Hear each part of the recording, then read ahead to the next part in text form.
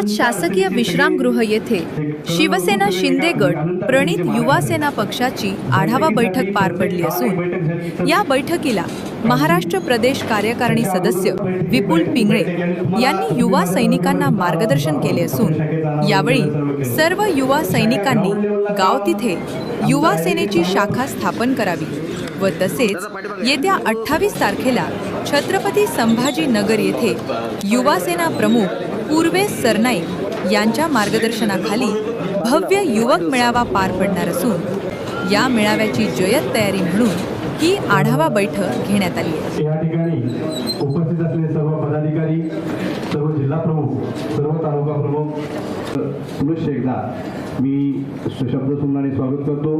विपुल भाईंचं सुद्धा शब्दसुमनाने स्वागत करतो। आमच्या तालुक्याच्या वतीने राहिलेला आहे, नंतर कार्यक्रम आटोपल्यानंतर आम्ही करू। एखादी जबाबदारी त्यांनी जिल्हा प्रमुख असतील किंवा जिल्हा प्रमुख आमच्याकडून प्रत्येकावर ठीक आहे काम आहे।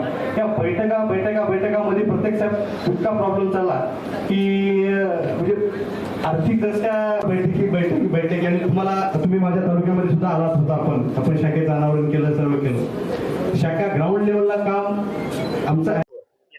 आज युवा सेनेची बैठक पार पडली आहे, काय पदाधिकाऱ्यांना सूचना करण्यात आल्या, काय सांगाल? आज नांदेड जिल्ह्यामध्ये युवा सेना पदाधिकाऱ्यांची आढावा बैठक आज आयोजित केली होती।